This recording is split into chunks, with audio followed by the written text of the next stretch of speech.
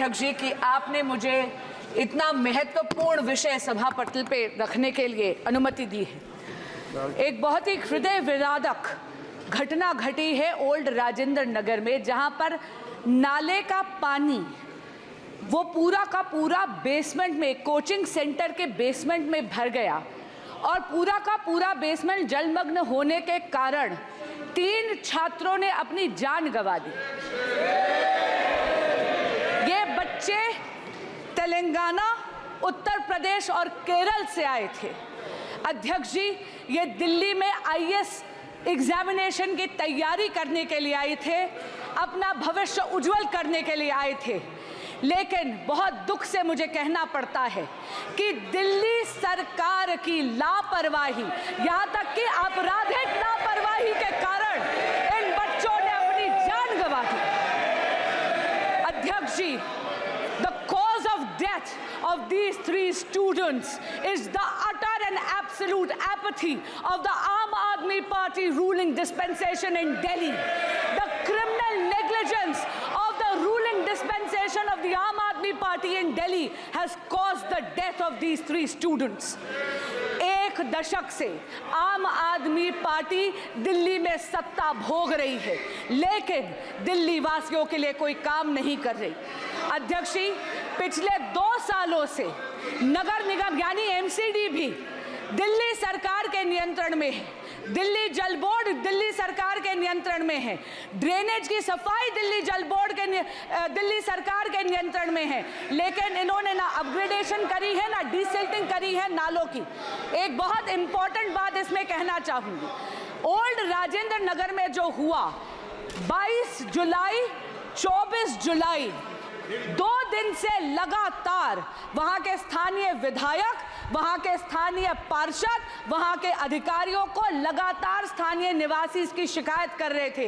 विधायक जी व्यंग तो कर रहे थे, लेकिन उन्होंने कोई एक्शन नहीं लिया। मेरा आपसे निवेदन है कि गृह मंत्रालय से अनुरोध करती हूं कि एक जांच समिति बनाई जाए, जहां पर ये जो दिल्ली सरकार जो केवल प्रचार प्रसार और भ्रष्टाचार में लिप्त है, इसमें इंक्वायरी बिठाई जाए। दिल्ली की नालों की सफाई क्यों नहीं करी जाए? दिल्ली जल बोर्ड चरमराती हुई व्यवस्था में क्यों है? Sir, I have just visited the hospital. I've just visited the hospital and met with the uncle of the boy from Kerala who unfortunately lost his life on the weekend, sir. It's a shocking situation, and I have to say that when you have a brilliant student, all the dreams of serving the nation through taking the UPSC exam have been shattered and the hopes of the family have been shattered, sir.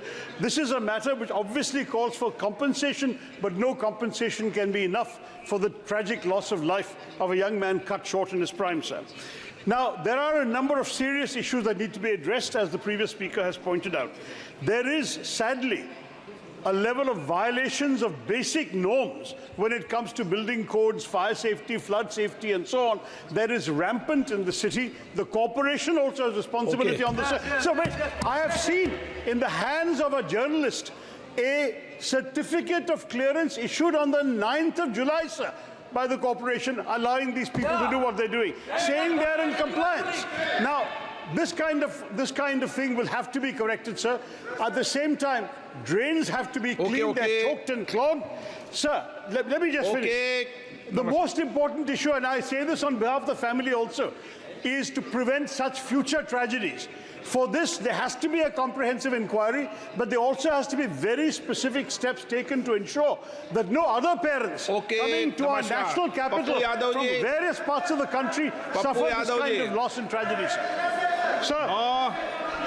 इनका केरल का विषय था, इन्होंने उठा दिया। पप्पू यादव जी, सवाल इस देश की बच्ची का है, या केरल या बिहार? तानिया हमारे बिहार की बच्ची थी।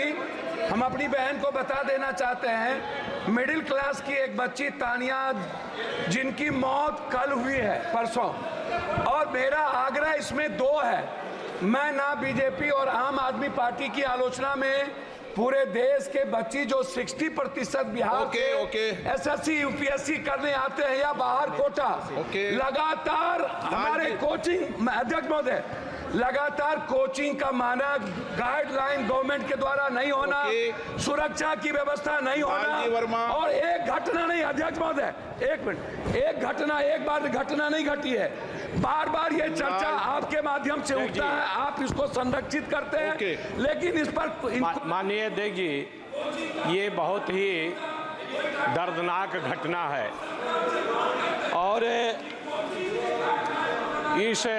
इस घटना में जिस तरह से पानी उसमें गया, बच्चे निकलने का प्रयास कर रहे हैं। आपने भी देखा होगा वीडियो। आप तो विषय क्या है बता दो आप। माननीय आपने भी देखा होगा वीडियो। आप क्या बोलना चाहते हैं?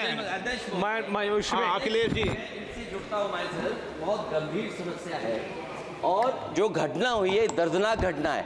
यूपीएससी के स्टूडेंट जो तैयारी कर रहे थे, आखिरकार प्लानिंग और एनओसीज देने की जिम्मेदारी तो सभी अधिकारियों की है। अध्यक्ष महोदय, जिम्मेदार कौन है, उनके खिलाफ कार्रवाई क्या हो रही है? नंबर एक।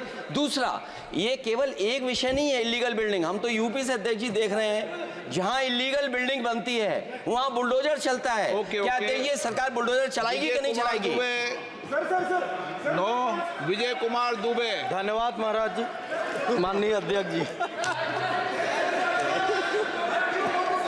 माननीय अध्यक्ष जी, आपके माध्यम से विजय कुमार दुबे जी धन्यवाद।